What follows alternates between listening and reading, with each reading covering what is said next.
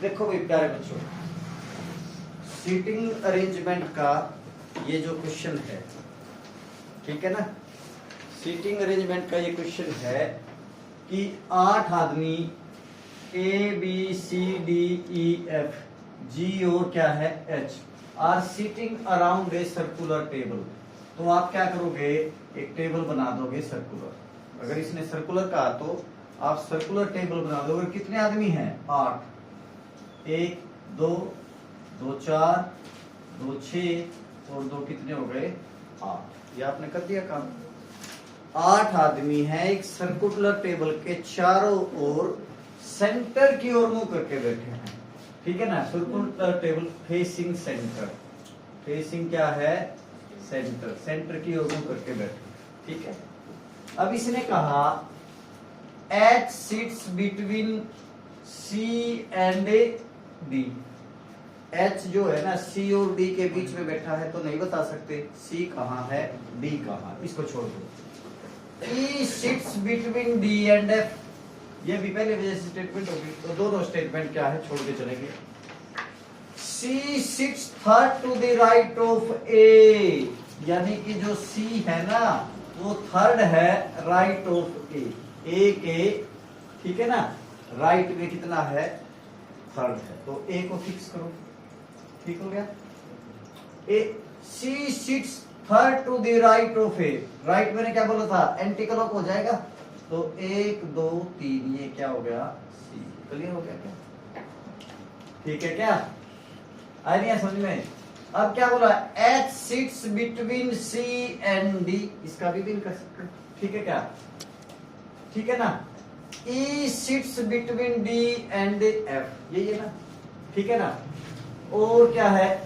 C sits third to the right of A के, और क्या दिए है ना? H sits between C and D, H sits between C and D। Clear हो गया क्या? तो H को अगर मैं यहां रख के देखता हूं तो D यहाँ पे आ गया। अब इसने क्या क्या अगला? E sits between D and F, ये बोला ना इसने। E sits between D and, यहाँ पे तो फिर नहीं बढ़ेगी बात। इसका मतलब क्या है? इसका मतलब क्या है? H को आपने यहाँ रखना पड़ेगा। क्लियर हो गया? और ये क्या हो गया आपका? D हो गया। E sits between D and F, ये अब E यहाँ पे आ जाएगा और F यहाँ पे आ जाएगा, ठीक हो गया भाई?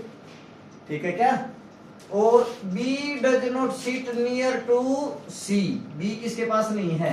C के, तो B आपका यहाँ पे आ गया। A B C D E F और क्या आ जाएगा? G यहाँ पे आ गया। आ गया समझ में? G यहाँ पे आ गया। क्लियर हो गया? आया नहीं समझ में?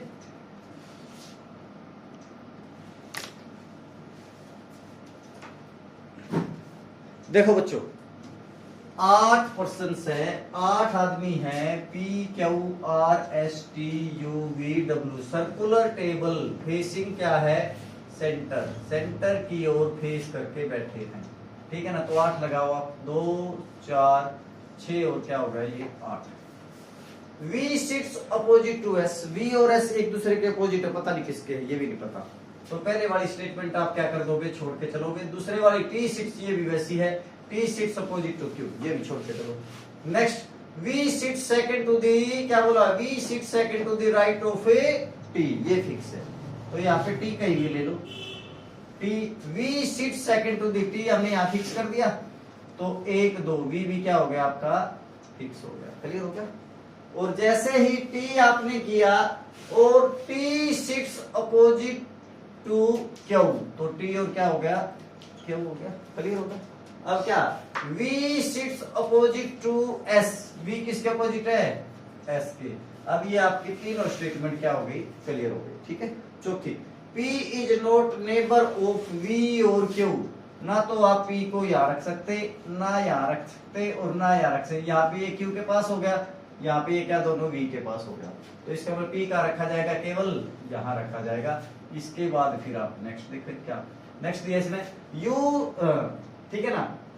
R is opposite of W, R is opposite of W, यहाँ पे R हो सकता है, W हो सकता है, लेकिन यहाँ पे R भी हो सकता है, यहाँ पे W भी हो सकता है। क्लियर हो गया? अब इसने बोला U sit second to the left of W. अगर मैं डब्लू यहाँ रखता हूं तो ये तो लेफ्ट में तो हो गया, तो डब्लू को मेरे को कहाँ रखना पड़ेगा, यहीं पे रखना पड़ेगा, कोई जगह नहीं पूछा। डब्लू यहाँ पे हो गया, आर यहाँ पे हो गया, और डब्लू के लेफ्ट में कौन हो जाएगा, यू हो जाएगा। आगे समझ में फिर ये इसका। तो सबसे पहले आप अपनी फिक्स स्टेटमेंट ले, फिक्स स्टेटमेंट को लेने के बाद जो फिक्स नहीं है वो ऑटोमेटिकली क्या हो जाएंगी, फिक्स हो जाएगी। आगे समझ में, ठीक है भाई।